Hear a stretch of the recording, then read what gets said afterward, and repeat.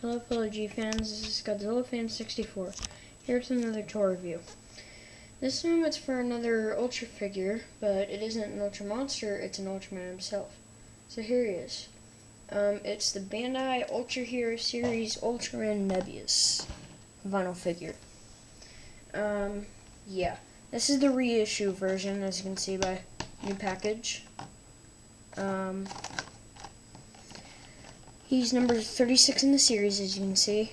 He is a really nice figure. Unfortunately, these reissue figures do not come with tags or trading cards or anything. Here, let me angle the camera a little more. So that kind of sucks, but meh. Can't really have anything you want, everything you want. As you can probably see, it's a really nice figure. So, yeah, I got him for my birthday yesterday. But I know for a fact that the friend who got him for me got him for about, I don't know, like $15 or so. So yeah, let's get you reviewing. First, let's take him out of his box. And then you just kind of pop him out of there. And here he is, Ultraman Mebius. Let's actually start off with scaling this time. First, we'll scale him up with one of his brothers. It works. They're supposed to be about the same size, so yeah, it's pretty good. 7 could be maybe a fraction of an inch taller, but it works. Now let's scale them both up with. Let's scale them up. Let's scale them up with a monster that he fought in the movie. Alien Knuckle. It works for like videos and stuff, but Knuckle is supposed to be about that tall, a little bit taller. And just for fun, let's scale him up with Alien Balton. This works pretty well, but I think Balton's supposed to be a little taller. And just because this is the reissue figure,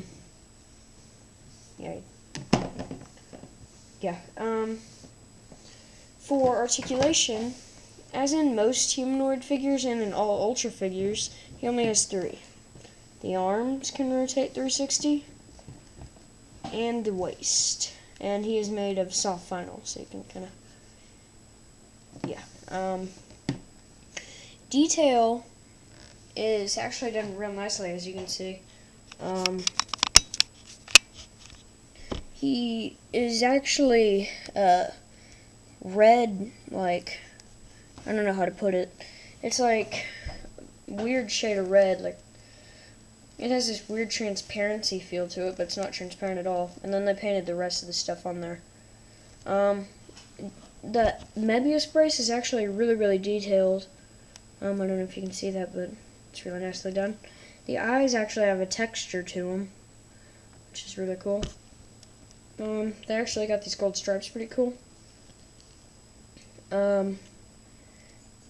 Yeah, pretty nice detail for an Ultra.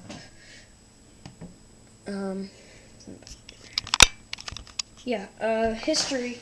Now, I can't go over, like, every fight he went through, because that would take, a really, really long time, more than the 15-minute limit. So, I'll just go over a basic history. Alright, Ultraman Mebius came to Earth because Ultra Father was trying to decide who should guard Earth next. Originally, they were going to send Tara back down, but Tara was the closest one to Mebius, so yeah. So as he was going, there was this weird black hole thing, and a ship was going in, and he couldn't save one of the passengers. I don't know what his real name was, I don't think it said. But on Earth, he takes the form of that human, but he calls himself Mirai, or something like that, Mirai, whatever. And he forms a new Team Guys, which is like sort of like the Science Patrol and Zap Spacey or something. And then he goes through a bunch of fights, and eventually in like episode 30 or something, he reveals to the rest of his team that he is actually Mebius.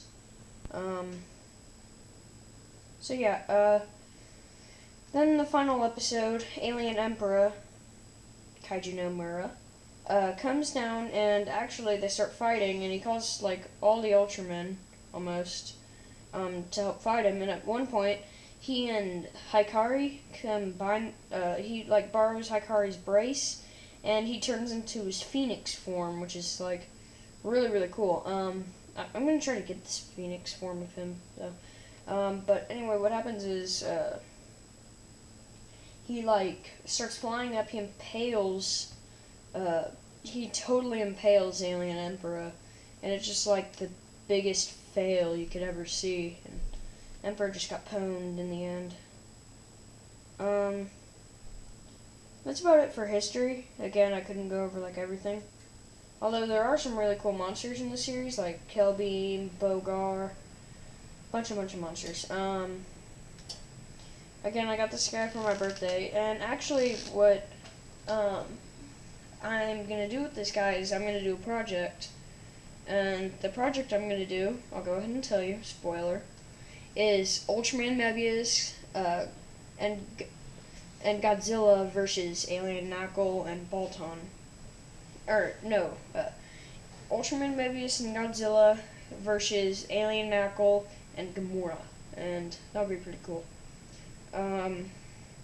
So yeah, paint job on this figure, as you can see, is just really nicely done. He's mostly silver, although, well, actually, whoops, he's mostly red, but with silver, you know, in the places this should be. Yellowish eyes, gold bands, and a really nicely done color timer. Ultraman Mebius' design is supposed to be like a very futuristic appearance, and they did really good on his design, because he really does look futuristic. So yeah, he has actually appeared in several series. Like, of course, he appeared in his own. He appeared in Ultraman Hikari, a bunch of the Ultra Galaxy shows, and he appeared in Ultra Galaxy Legends, the movie, which is a really cool movie, by the way. So yeah, for final thoughts, I highly recommend this guy. I actually recommend him more than the original figure, but watch some of the episodes first. I mean, seriously. So yeah, he gets a 5 out of 5. He has awesome detail, awesome paint job, a pretty cool history. His articulation is kind of poor, but it's like that with all Ultramen and most humanoid figures, so it doesn't really matter anyway. So yeah, thanks for watching, and I'll see you later.